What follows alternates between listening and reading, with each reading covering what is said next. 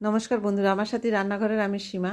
আমি 5 রকমের পিঠে বানাবো, তার জন্য আগে থেকে রেডি করে নিচ্ছি। পাটালি গুড় দিয়ে পাটালি গুড়টাকে গ্রেট করে নিয়েছি, নিয়ে নারকেলের সাথে ভালো করে মাখিয়ে নারকেলটাকে ছাই মেরে নিয়েছি। এদিকে পুলি পিঠে করার জন্য আটার খামি তৈরি করে নিয়েছি। উষ্ণ গরম জল দিয়ে সামান্য লবণ দিয়ে খামিটা তৈরি করে ভিজে নাড়া দিয়ে ওটা ঢেকে দিয়েছি।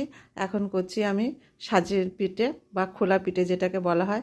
সেটা 3 কাপ চালের গুঁড়ো নিয়েছি, সামান্য হালকা একটু লবণ দিয়ে দিয়েছি, আর 3 কাপ জল, উষ্ণ গরম জল নিয়েছি। নিয়ে ওটাকে একটু খাওয়ার সোডাও দিয়ে দিলাম। এটা 5 ml এর ইয়েতে 2 ml মতন খাওয়ার সোডা দিয়ে দিলাম। দিয়ে আমি ওটা সাজের পিঠের ওটা ব্যাটারটা করে নেওয়া হয়েছে। এখন করছি সরু চকলি। 3 কাপ চালের গুঁড়োর সাথে অড়হর ডাল দিয়ে দিলাম। 1 কাপ অড়হর ডাল মানে 750 গ্রাম চালের সাথে 250 গ্রাম অড়হর ডাল দিয়ে দিলাম। দিয়ে দেখো সরু চকলি বানাতে শুরু করে দিয়েছি। সরু চকলিটা বানাচ্ছে আমার বোন, আর এদিকে আমি পুলি পিঠে তৈরি করছি।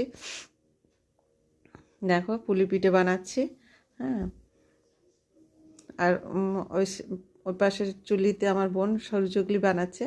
বোন বিকালে এসেছে, তো তাই 2-1 ঘন্টার মতন থাকবে, তারপরে চলে যাবে ও। তো আমি এদিকে পুলি পিঠে বানাচ্ছি। দেখো এইভাবে আমি সমস্ত পুলি পিঠে বানিয়ে নিলাম।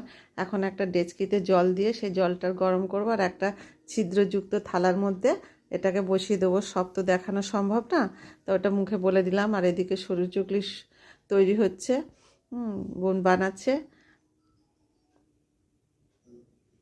আর ওদিকে আমি পুলি পিঠে কিন্তু ভাপে বসিয়ে দিয়েছি ছিদ্রযুক্ত একটা থালার মধ্যে। দেখো পুলি পিঠে হয়েও গেছে।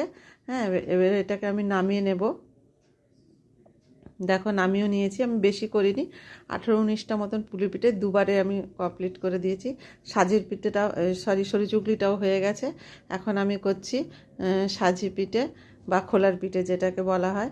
তো এই পিঠেটা আমি কখনোই করিনি, আজকে আমি প্রথম করছি। এর আগে আমার শাশুড়ি মা, আমার নিজের মা এর পিঠেটা করেছেন, কিন্তু আমি করিনি।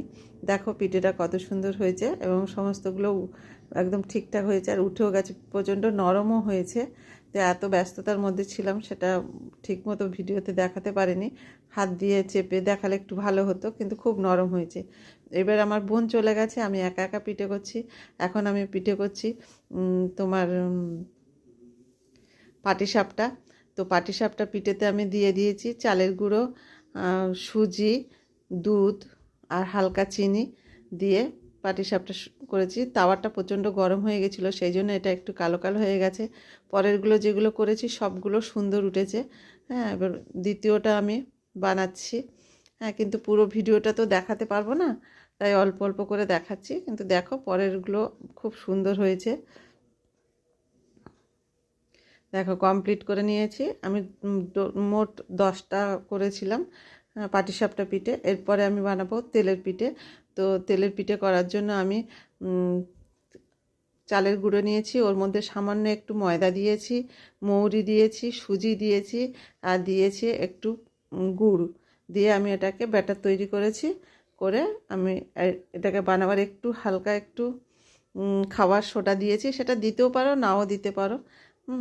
কিন্তু আমি খুব অল্প সামান্য একটু দিয়েছি। তো দেখো আমি এখন তেলের পিঠে বানাচ্ছি। দেখো ফুলেও উঠেছে খুব সুন্দরভাবে, দেখতেও কত সুন্দর লাগছে, একদম লালচে লালচে হয়ে গেছে। তো এইভাবে আমি সমস্ত পিঠেগুলো ভেজে নিলাম। দেখো আরও একটা দিয়েছি, সেটাও তোমাদের সাথে দেখিয়ে দিলাম।